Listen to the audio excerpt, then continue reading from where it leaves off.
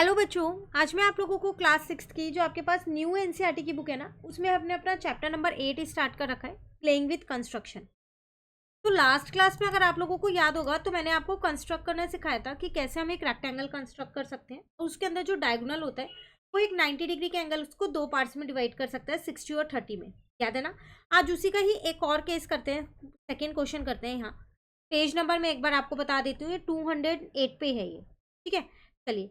Construct a rectangle whose one of its side is 5 cm and the length of the diagonal is 7 cm। कह रहा है एक rectangle construct करो जिसकी एक साइड तो 5 सेंटीमीटर है और उसका डायगोनल जो है वो 7 सेंटीमीटर है। देखो, इसे कंस्ट्रक्ट करने के यहाँ दो तरीके बताए गए हैं। पहले मैं एक रफ डायग्राम बनाती हूँ, उसके बाद में आपको यहाँ दोनों तरीके समझाने वाले। ये मैंने माना 5 सेंटीमीटर है। यहाँ पर मेरे पास यहाँ से ले लो A B C और D, और ये वाला जो डायगोनल है ये 7 सेंटीमीटर। तो ऐसा कोई एक रेक्टेंगल मुझे कंस्ट्रक्ट करना है। ठीक है, तो पहले हम स्टेप 1 करते हैं। मेथड 1 हम यहाँ पर करेंगे बाद में, पहले जो कॉमन स्टेप्स हैं उनको करते हैं। सबसे पहले आपको एक लाइन को ड्रॉ करना है फर्स्ट स्टेप के अंदर। यहाँ पर मैंने एक लाइन ड्रॉ की जिसका नाम मैंने दिया DC, और ये लाइन थी मेरे पास 5 सेंटीमीटर। ठीक है, उसके बाद मैंने यहाँ पर क्या किया, यहाँ पर मैंने एक परपेंडिकुलर बनाया C के ऊपर 90 डिग्री का। जैसे कि आप लोगों को पता होगा कि रेक्टेंगल का हर एक एंगल 90 डिग्री होता है, तो मैंने 90 डिग्री का एक परपेंडिकुलर बना लिया। अब इस लाइन को मैंने L नाम दे दिया। अब आपको पता है जो ये लाइन L है, इसी पे कहीं ना कहीं ये B पॉइंट लाई करेगा, लेकिन कहाँ लाई करेगा वो चीज़ मुझे अभी नहीं पता है। लेकिन मुझको इतना पता है कि B जो D से दूरी होगी वो 7 सेंटीमीटर की होगी, है ना? तो अब मैंने क्या किया, अपना कंपास खोला 7 सेंटीमीटर का। क्लियर? और उसको मैंने D पे रख दिया, कंपास का पॉइंट, और एक ऐसा यहाँ पर एक सर्कल ड्रॉ हो गया। तो आप देख रहे हो यहाँ पर वो कहीं कट कर रहे हैं, तो यही मेरा वो B पॉइंट है, और इसको मैंने क्या किया, यहाँ पर ज्वाइन कर दिया और लिख दिया 7 सेंटीमीटर।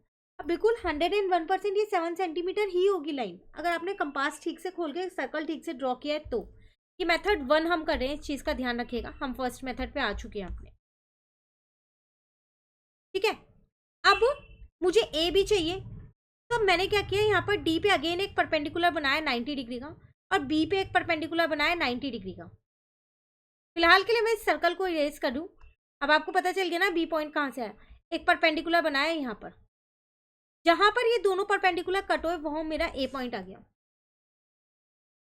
तो मेथड 1 आपको समझ में आया। हमने क्या किया मेथड 1 में, सबसे पहले हमने एक लाइन को ड्रॉ किया 5 सेंटीमीटर की, उसके ऊपर हमने एक परपेंडिकुलर बनाया C पॉइंट पे, जिस परपेंडिकुलर को नाम हमने दे दिया L। अब हमने अपने 7 सेंटीमीटर का कंपास खोला और यहाँ D पे उस कंपास का पॉइंट रखा और एक सर्कल ड्रॉ कर दिया।